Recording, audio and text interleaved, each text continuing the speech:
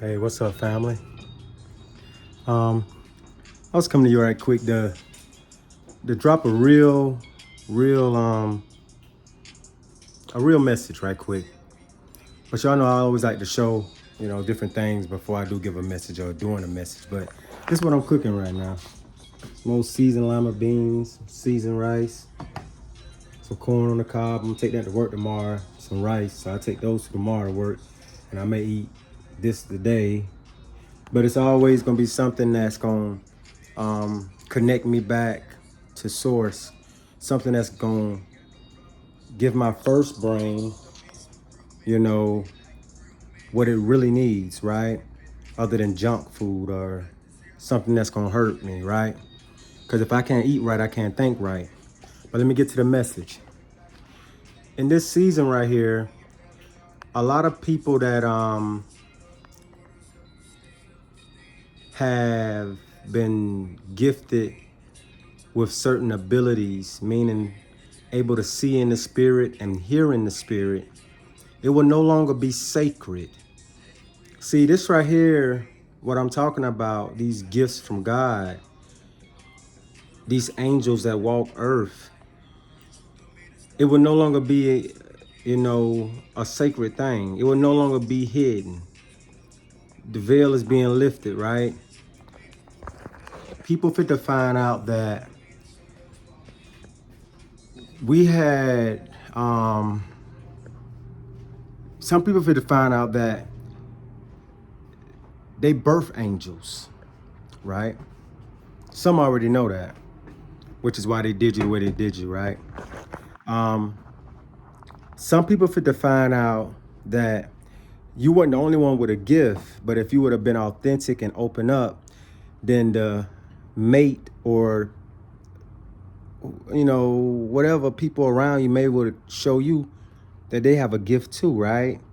And some of us may have shown our gifts, but God still yet hid it. He still couldn't, he blocked it off so people couldn't see it to protect us, right? Okay.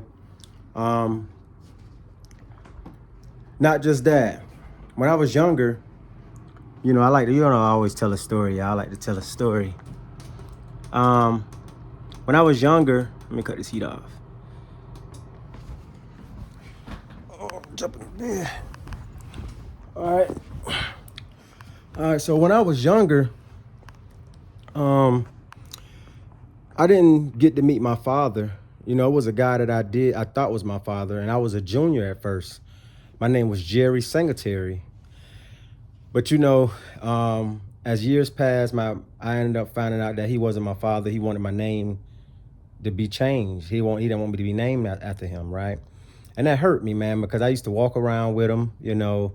Wherever he went, I was there, and he was there for me. He didn't have a car or nothing, but I remember it, and more than anything, he took out more time with me than my biological father did, and that's the God honest truth, right? And I was thankful for that, But and he was the father. He's one of my sister's real father, and he's passed now. But and rest in peace, But once my name changed and mine, if Tommy ever caught Jerry, the game would have been over, right? Remember, Jerry had to go to Mars, right?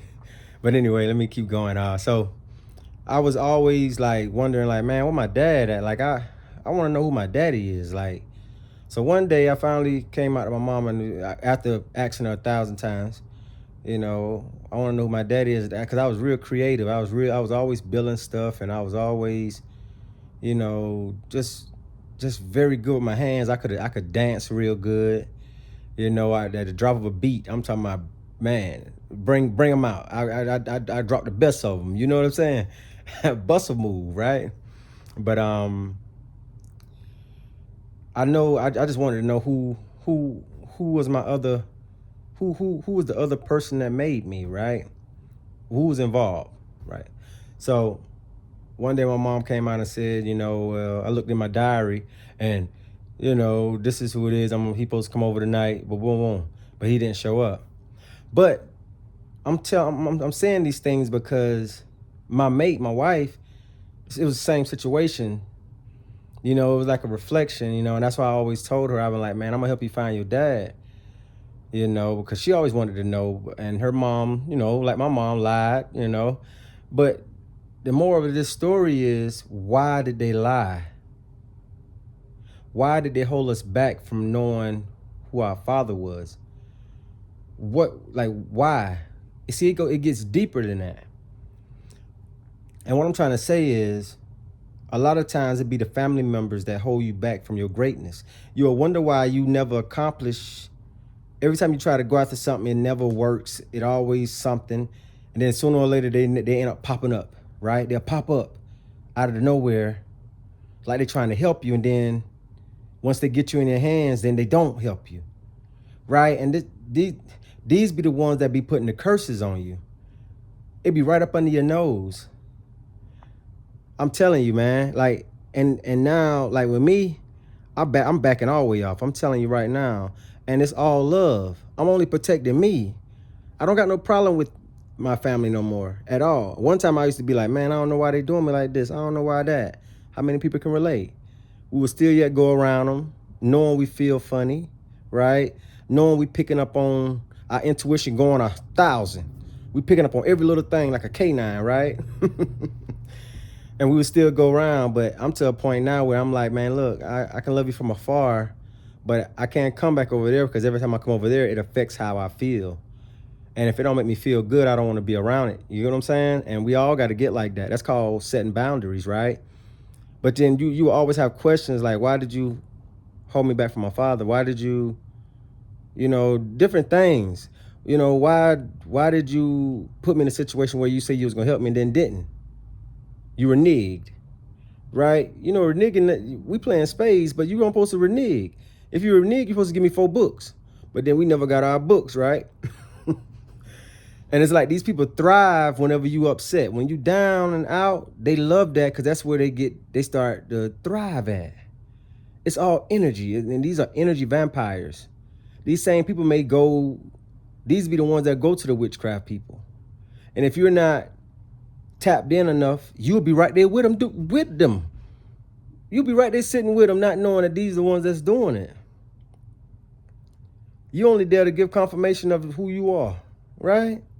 It's so wild, y'all. And but to get back to the story, the sacred gifts that God gives his chosen people. See, God loves everybody, but he got certain people that he picks ahead of time to do certain things. You see what I'm saying? And he placed these people in families, one in each family. I call them the Josephs, one in each family, right? And these are walking angels, walking earth. And a lot of people, you would know it if you are one, because your family never did really support you at all. They always picked on you, joked on you, right? They always made you feel like you wasn't nothing. It was basically the Cinderella story if you really can put yourself there and be honest with yourself. But see, a lot of us, we tend to, I used to tell my wife this all the time. Hey man, look, if certain people are not treating you right, you gotta back away. And then I started feeling like, she started saying things like, you act like you don't want me to talk to my family. And I used to be like, no, that ain't it. That's not what I'm saying. And see, when it's like that, that's when you gotta let go and let God. You see what I'm saying? And that's just what it is. Because if not, you'll start to fall in that category of he say, she say, right? So I backed off, but me myself, I started putting boundaries up. You know, I started to not even go back home because I started to pick up on things, right? And that ain't right. It's not right, you know. And if you'll start to see other people in your family start to do good once they separated themselves. I started looking around like, man, when he left, he took off.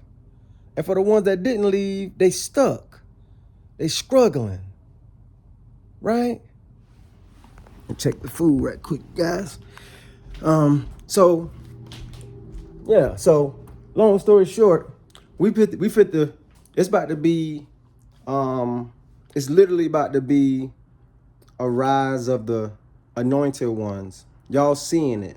And what's going to happen is, if you have really chose yourself, meaning you trusted in God, meaning that when I say trust in God, God gives you intuition.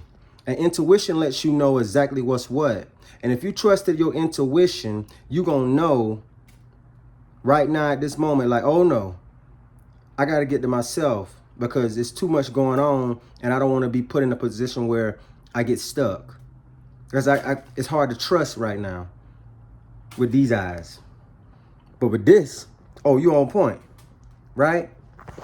So all the sacred stuff, all this hidden stuff, all these lies, all these, oh no, I don't know your daddy did, or no, your daddy, I don't know who your daddy is. All these lies got to go, because these people that's lying, that's the devil. That's the one that has been possessed, right? Being used by the lower vibration. All they do is come to steal, kill, and destroy, right? Because nothing is the devil. Nothing in this world belongs to the lower vibration. That's why you got to lie to you and make it look like the grass is greener on the other side, when it's, at the end of the day, the grass fake. The grass fake. This was the real grass. You get what I'm saying? You know, and a lot of times the real ones never get straight when we going through the test. But see, the test is necessary, because see, if you be elevated before you go through the test of all the witchcraft, all the spells, all that, and you get in that big league game, these big league people that play in there, they can throw stuff at you. And if you haven't been put through the God school, where he have brought you up through all this, he put you in this family, these families where you got witches and warlocks, right? And you make it out of that. Then he elevates you. Oh my God, right? And now when you get there, you start going against bigger witches, bigger warlocks, right? But see, now you're more, it don't affect you no more. Because now God has prepped you so much that you may feel something going on, but now you know what to do. You know, let me go light a candle. Hey, you know what? Let me go walk outside and plant my feet on the ground. Let me go hug a tree. Let me go motivate some people. Let me go uplift the collective. Let me uplift myself, right? And that's our superpower, love. See, love is a superpower. Love is what activates the anointing. Love is what activates the gift, right? See? So